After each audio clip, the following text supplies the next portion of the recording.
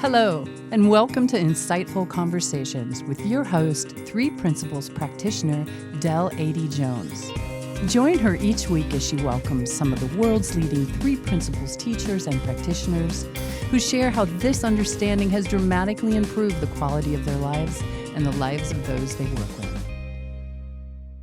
I'm excited to have Deborah Altman Barron with me today. Deborah is a leadership and transformative life coach. She works with individuals and groups who want to make their mark on the world from a place of inspiration and ease. A coach since 2016, Deborah has 30 plus years of experience in nonprofit and for-profit management, with about half of that time spent in C-suite positions. Her two kids are now grown, and she lives in Pittsburgh with her husband and a dog in a big old house that creaks when you run up and down the steps. Hi, Deborah. I'm so glad we're getting to do this. Yeah, me too. I'm excited. Yeah, me too. Well, I really want to hear all about this platform, the incredible platform you created for all of us. But before we get to that, I would love to hear about how you came across the principles. So tell us a little bit of background of how you got here and how they impacted you. I'd love to hear that. Sure. So I had my first coach when I was in my early 30s, and he really changed my life.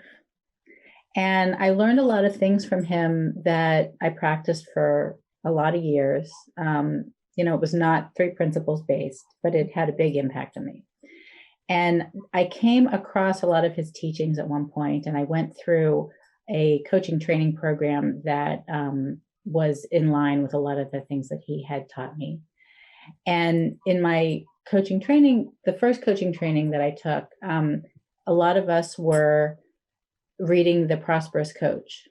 I was about to say, was this Steve Chandler by any chance? It wasn't. But of course, it was actually Newfield. Okay, this pretty popular program. But we were all reading the Prosperous Coach. And so I started to get into watching Rich Litvin do coaching sessions on YouTube. And one day he said, one of my former coaches, Michael Neal. And I went, oh, well, I wonder what Michael Neal is like. And I looked him up. And so that was the beginning of a new beginning for me. And coming across Michael and coming across the principles. The thing that really pulled me in a big way was one of the very first messages that I heard was, you have all the wisdom you need. Mm-hmm. Basically what it said to me was, you can be yourself. And I had graduated from college totally being myself. And then as I got into my career, I had so many voices that I heard people saying, you should do this, you should do that, you should dress this way, you should act this way, you should respond in a meeting this way, you should show up this way. And I was collecting all of these shoulds, through a 30 plus year career. And they were weighing on my shoulders so heavily. And to hear that message, you can be yourself, was huge for me. Mm-hmm. So I was already about a year into coaching, and I was also, I had a full-time job. I was a chief operating officer at a pretty big nonprofit that I was coaching on the side. And I just got completely engrossed with the principles. And, it took over all of my coaching and really everything that I was doing, even with my staff. And that's my story. That's amazing. That's wonderful. It's so funny. Is there's like a sort of a generation. It's sort of like the Steve Chandler, the Michael Neal. There's these different sort of like routes of how many of us have found it. I found it completely differently. I found it through Steve Chandler, but he never referred to it as the Three Principles. So I didn't know how to deepen it through him. And then I came across it again with Rohini Ross and Bob Patterson, who introduced me to the Pranskys. So I sort of came that route. But it's always interesting to hear how we got to where we are today. I know. And the serendipity that's involved, and how we stumble across it, and it kind of finds us when we need it. Yeah, it's so true. So, so I'd love to, you do this wonderful less stress, more success platform for Three Principles bloggers, basically. So tell me a bit more about that and how that idea came about and what was the inspiration behind it. So I'd love to hear more. Sure. This is a great Three Principles story because I was so guided by mind, so guided by just responding to what was showing up and doing what seemed obvious to me. So I never really considered myself a writer. I always considered myself a talker, but I never considered myself a writer. And I don't know exactly what happened. I must have come across something about writing the way you talk. And I went, oh, I can do that. I know how to talk. And so I started to write articles, and I was writing them pretty consistently. I was submitting them to different publications and wasn't really getting much traction in terms of having them accepted. And then I came across Medium. I didn't even know that Medium existed. And I came across it. And here was this place where I had a built-in audience. I could publish myself. And, it made so much sense to me. So I started publishing, and I realized really quickly that there was very little Three Principles presence on Medium. I'm actually finding that there's more than I thought there was, but when I would type in Three Principles, hardly anything would come up. And so I started to sort of take it upon myself to, it's like, well, I'm going to make a Three Principles presence on Medium. And I would tag everything that I wrote Three Principles. But, like little old me, it was like, this is a huge monumental task, but I kind of like kept going. And then literally one day I just said to myself, you know what? I don't need to do this myself. This would be great to have a whole team of writers. And so I went on the Three Principles Facebook pages, the ones that I'm on, and I made a couple posts, and I said, would anybody out there, would you like to help me create a Three Principles publication on Medium? And I got 20 people responded and said, yes, I'd like to help. So we set up a meeting, and we had a Zoom call, and we talked about how to do it and what to do. And people just started submitting articles. And then I just kept looking for more and more people to write. So if I come across someone's article, and I think that's what I did with you, I think I saw that you'd written something, and I reached out and I said, would you like to publish on our publication? And now we've got this publication that's, it's in the title, dedicated to the principle, to the teachings of Sid Banks and the Three Principles. And it's there for anybody that wants to contribute. And we're getting more and more viewers every day. We're averaging about 80 viewers a day right now, which, doesn't seem like that big considering that Medium has 100 million viewers, but Medium has 100 billion viewers. We have all this potential audience out there. And what I think is so cool about it is that people are coming in that have never heard about the principles before. So just like we were talking about how we stumbled across it, we're creating another avenue for people to stumble across the principles so that we can keep teaching it and keep spreading the word and spreading the word from all the different voices, in our own way. Yeah. So it's been super fun. Oh, it's amazing. I know. It's so funny. I was like you. I always said I'm not a writer. I'm a talker. And I've said that all my life. And so I've only just started writing, I would say, in the last, since COVID, really. So, wow. Yeah, so it's sort of very new to me. So this whole medium was very new to me too. It was like, but it was wonderful when you reached out, and I can see how, it's so wonderful, like the sort of the force of numbers, when a few people come together, we do have a much bigger impact. So how many people are writing on your platform now? I think we've got 20 or 22 writers, something like that. Cool. I added 2 new writers today. Mm-hmm. And they're finding me through, just various different ways. Yeah. And yeah, we have a little message group on Facebook Messenger. So I've been trying to keep everybody up to date every week to keep everybody motivated. We're growing in viewers, we're growing in writers, we're growing in our average number of views every day. So come and join us and write. And some people are writing really regularly. Some people are writing even 2 and 3 times a week. Some people are writing, some people have sent me one piece. So it doesn't matter. Like there's no requirement. There's no minimum.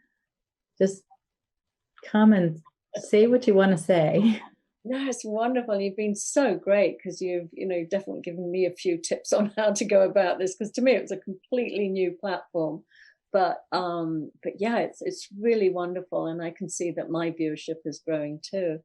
Cool. So yeah, I love that. And isn't it amazing when we just have these little bubbles up of wisdom that just say, you should do that, you do that. So exciting just to follow that, Yeah, and it's like, it's so easy when it happens. We spend so much time thinking that we have to effort. And then something just shows up and it's like, oh, yeah, I can do that I could do that in my sleep. Yes. Yeah. That's so funny. That's so great. So it's talking about sleep. I don't know, for some reason, I write in my sleep. I literally, writing comes to me in the middle of the night, and I wake up and I've got all this, like, I call it my downloads, and oh God, I've got to write that down. Then I go back to sleep, and then it starts happening again. So I have this sort of, I'm writing, and so in the morning if I haven't literally written it down, it's still in there in the morning, but it's always coming to me at night. I wish wisdom would like get on my time clock and start downloading. You get up in the middle of the night and write? Yeah, it just, for some reason, it comes to me in the night. And I kept thinking, okay, well, I'll get, if it's coming from wisdom, it's inside mute anyway, so it'll come in the morning. And then I'd wake up in the morning and go, what was that? And I can't remember. So, and now I've just started, like, if it's coming to me, I just have a piece of paper, a pad next to my bed, and I just start writing. And there've been nights when I've literally got up and come to the computer and written, gone back to sleep maybe about 5 times over the night. I love that. Yeah. Oh, I don't. I want a good night's sleep. I wish it just came in the morning. But you know what? We were chatting, and I'm fascinated because you mentioned in an email that you have now started looking at Kabbalah, and you see or do you pronounce it Kabbalah? Because I know it can be pronounced. I say Kabbalah. Yeah. Kabbalah. Okay. Yeah. And I love it when we see the similarities between other sort of, understandings, whether it's Buddhism or Kabbalah or what it is. So I'd love to have you share what you're seeing is the similarities between the principles and Kabbalah. Yeah. So when I first went off on my own to be a coach, I had coffee with a woman that I actually didn't know very well at the time. And I had been searching for a connection between the work that I was, the things that I was learning as a coach. And I say that not just from the 3 principles perspective, even before, when I was learning through the Newfield Network, I just had this really strong sense that what I was learning as a coach, that there was a basis for it in Judaism. And I'm Jewish, and I was raised as a conservative Jew, and I went to Sunday school and Hebrew school. And what we learn is a very surface understanding of, like, practices and beliefs, but it's kind of like religion at the surface without a whole lot of depth. Mm-hmm. But I just had this really strong sense that there were Jewish teachings that were consistent with what I was learning as a coach.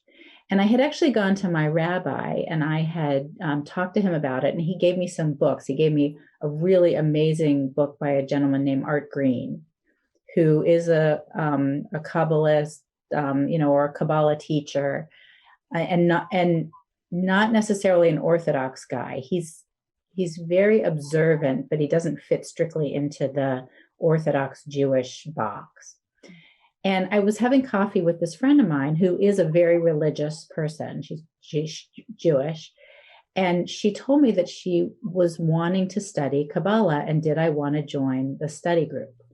This was 2 years ago. And she formed a little study group. It's her and me and another, we're both in our 50s, and there's a young woman in her 30s who studies with us.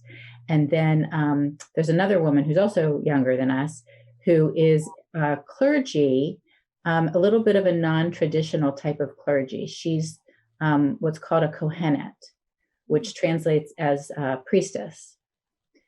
And so the four of us study together, and we've been studying once a week for 2 years. And it's absolutely consistent with the principles.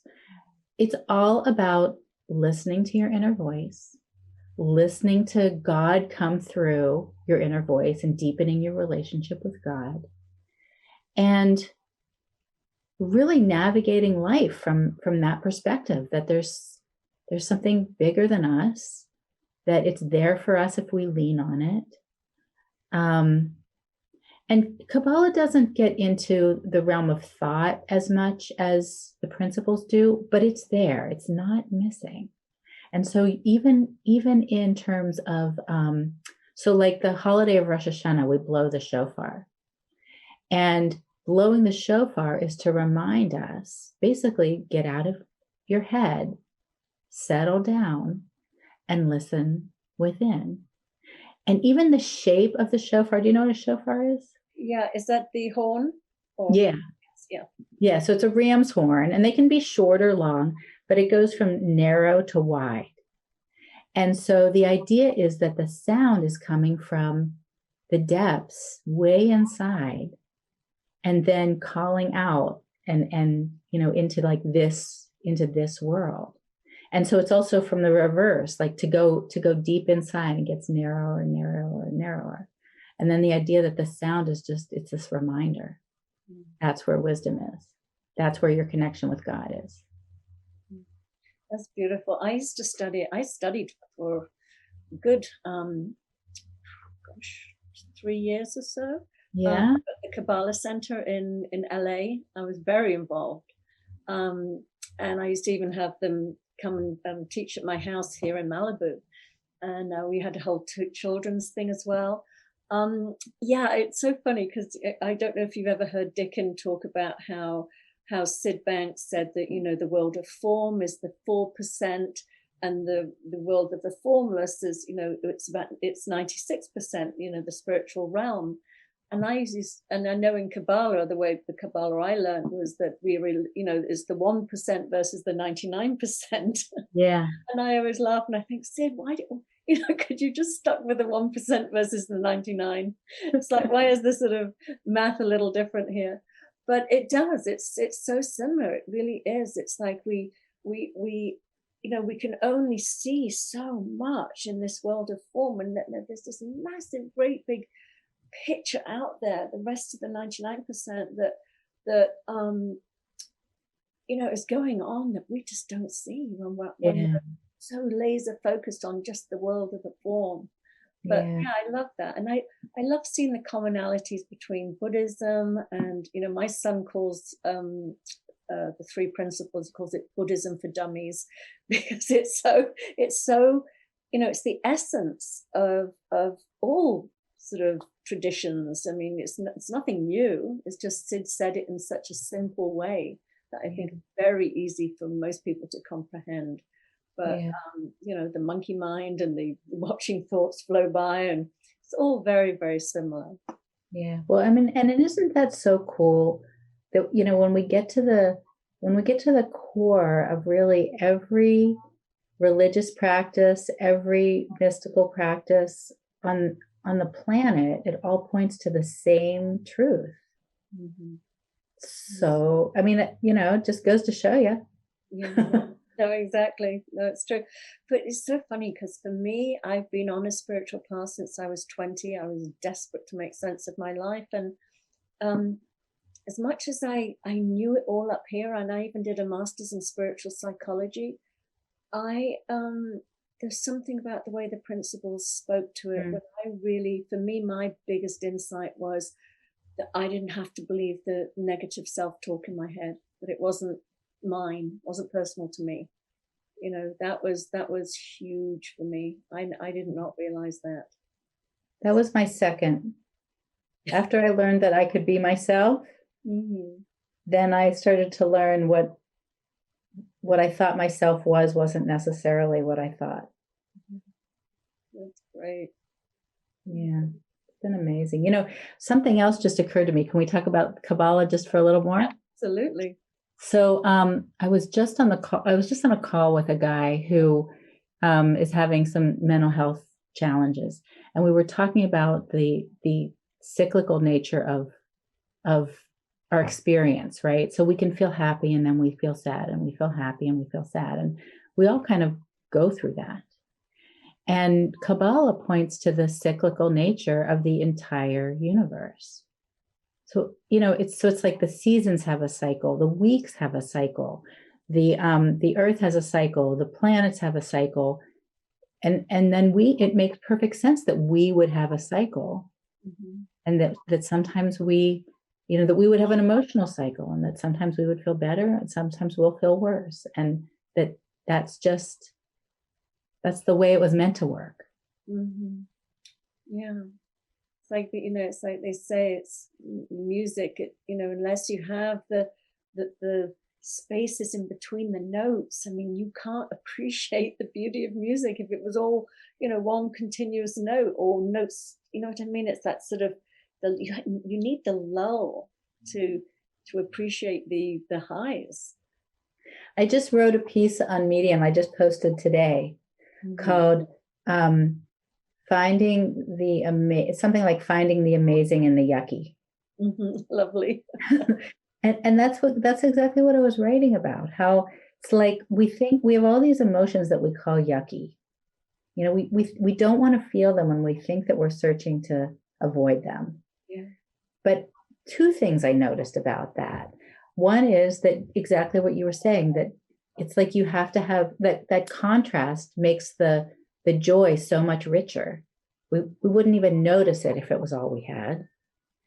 But the other thing is that even those yucky emotions, I've been using the word life juice a lot lately.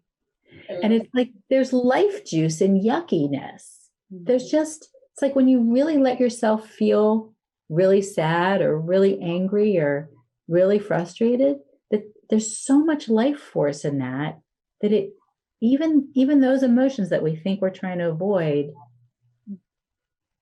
they give us life juice.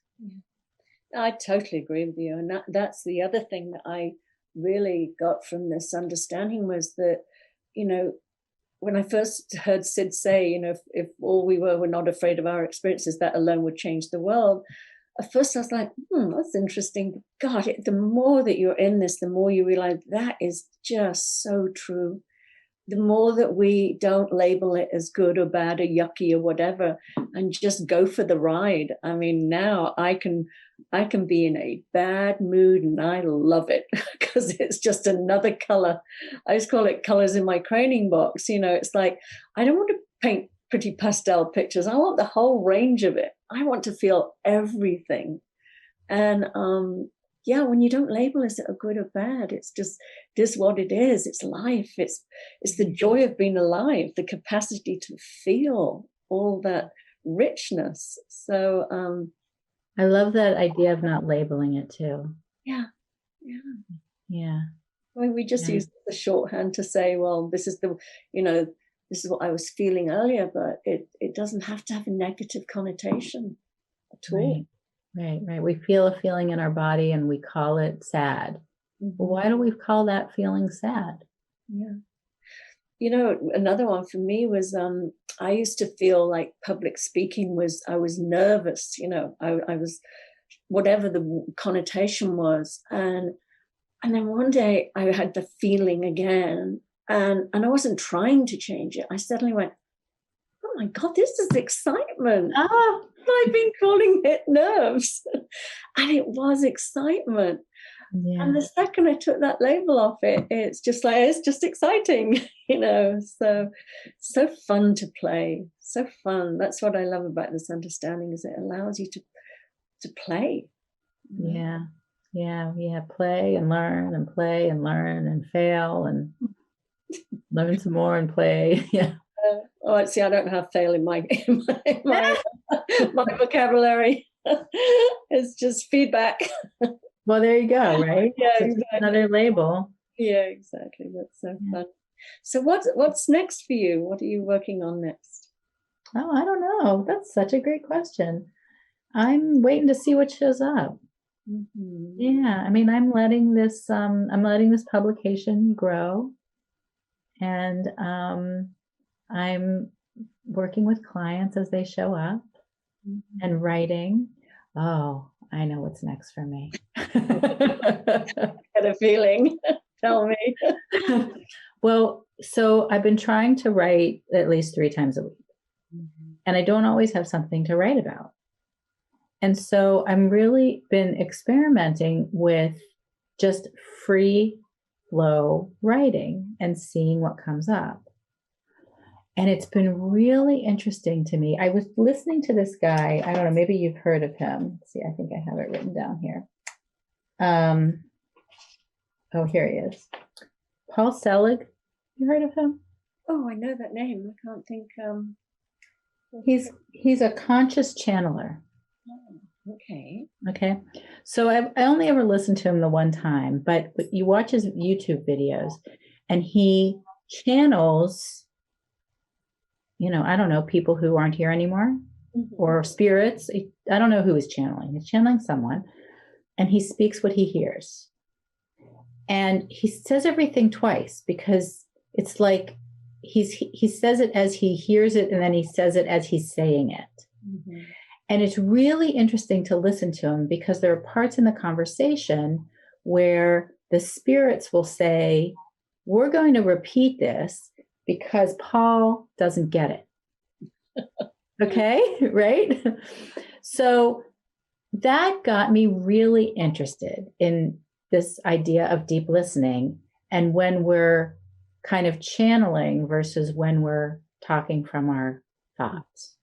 Mm-hmm. So I started writing and just kind of noticing when I'm writing from my thinking and versus writing in a space of not thinking, which might be channeling. I don't know. But that's been interesting for me, even just over the last couple of weeks. Like, when I write, when is my thinking showing up? And when am I writing from no thought and it's just coming through? So I don't know what's gonna come of that. Yeah. I don't think I have the ability to channel, although if I do, like, it's really, really weak. It would be cool to see if I can tap into that in a bigger way. I don't know what's going to happen. But that's what I'm playing with. Yeah, it's amazing, because when I'm doing work with Michael Neal right now, and I do some writing classes, and it's all about dropping out of the personal thinking and allowing basically wisdom to write. So whether it's a channel of wisdom, I always believe it's just wisdom writing, and allowing that to come through. And yes, when you edit, you can use your editing, you can bring the personal mind in there and start editing, but the actual flow, allowing that to come from wisdom. So it sounds like we're on the same track here. So, cool. Sounds great. We'll check in about it again, and yeah, that would be very cool. Well, we are actually at the end of our time together. So do you want to leave us with anything you'd like to share last minute? Well, thank you for having me. It's been super fun and super nice to spend the time with you. I was remembering having dinner together in Laconer. Yeah, I know. It's lovely. And then I guess the only thing I'll leave with is anybody who's listening that would like to write for our publication. It's called Less Stress, More Success. It's on Medium. And there's a little article in there that explains how to submit articles. So anyone can just go on there and read that. And it gives all the information. And it tells you how to get in touch with me. And we'd love to have more writers. So the more the merrier. Yeah, well, thank you. You did an incredible job. It's a wonderful project, and we're all getting a lot more viewership by coming together and being one. So I love that. Okay. Thanks, Del. Okay, well, hopefully I'll see you again soon. Okay. Take care. You too. Bye. Thank you so much for listening to the show. If you're interested in learning more about my coaching and mentoring packages, please reach out to me at deladeyjones@gmail.com. I would love to hear from you.